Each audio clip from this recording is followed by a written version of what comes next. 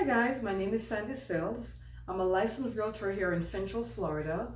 I cover most of the Central Florida area. And today I'd like to do a video for you on how to find the value of your home.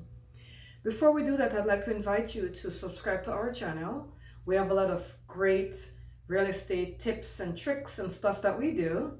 So I'd like to invite you to subscribe to our channel so you can follow along with us.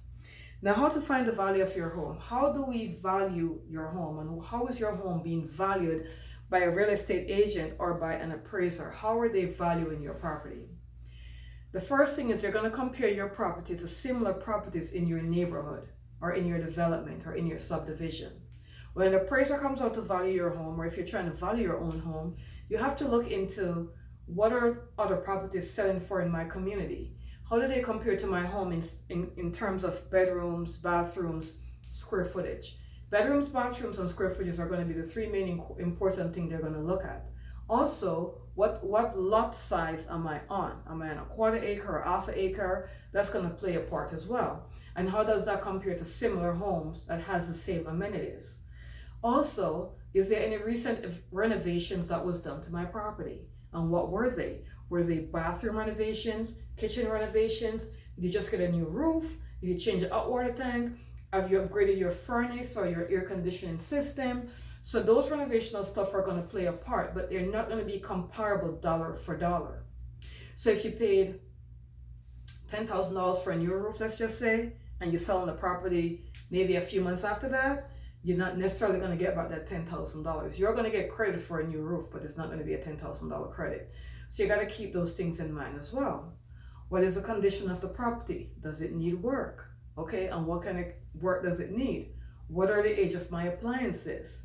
Do I have an older air conditioning system? Do I have an older furnace?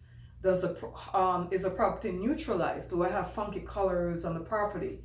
Because based upon what you're looking to value it for, if you're looking to value it to sell it, it's going to need to be neutralized so it creates a better light in value.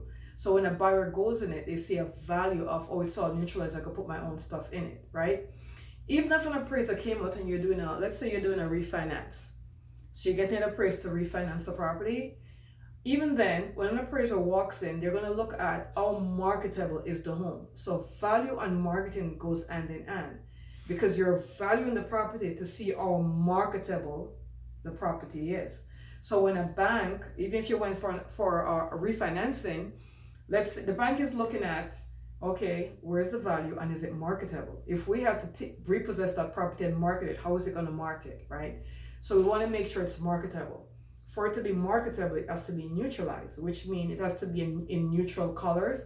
So the general public, no matter what their taste is, it's a neutral color. So the general public will find it more appealing, if that makes sense. Okay, so that's where you're going to find the value. Now, I know Zillow love to give estimates. Sometimes some of those estimates is completely off. Sometimes they're close. So don't just go to Zillow and put your address in and get an estimate, because that might not give the true value of your property. In most cases, it will not. To get a better value, you may want to call a real estate agent that specializes in your neighborhood and try to get a value from them, because they will know what comparable homes are selling for in that neighborhood. They will definitely know that. And they'll be able to give you a ballpark as to where your property would be valued at, okay? You can also get an appraiser, and you could always do an appraisal. Now remember that appraisals follow the property. I think I'm talking too fast. Whenever you do an appraisal of the property in today's market, it stays with the property. So if you call an appraiser and they appraise the property today or this week, and then a few months later you decide to put the property in the market for sale, and the buyer came, and the buyer is going to have their own appraisal done, the first appraisal that was done is going to show up. The second appraiser is going to know that an appraisal was done a few months ago. And whatever that value was, is going to take that value into consideration. And if it's a few months down the line, then the value couldn't have changed that much. But if it's 5 years down the line, it becomes a different story. So remember that the appraiser follows the property, which means if you're selling your property and the buyer came in and the buyer had an appraisal done and it was lower than what you were asking for the property, and you decide not to go with that buyer, you're like, nope, I am not selling for $20,000 less. Let's pretend that's what it was. So if the appraisal came in at $20,000 less, let's pretend, you decide I'm not going to sell that buyer because I'm not selling for $20,000 less. When you get another buyer that decide to pay you the price you want, and their appraiser go and appraise the property, they will see that there was another appraisal done a few weeks or a few months ago, and they're going to go off of that. So an appraisal that's done today cannot be $20,000 more than an appraisal that was done 4 months ago, 4 months from now.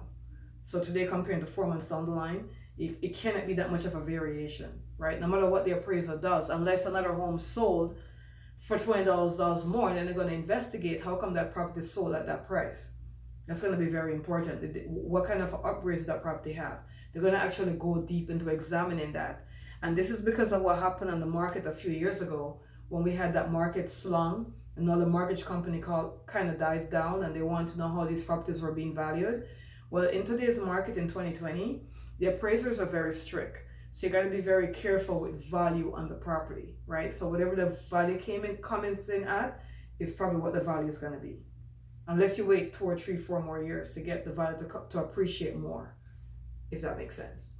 So to find the value of the property, you want to look at properties in the area. What are they selling for? How are they compared to your property? What are some of the upgrades that you have?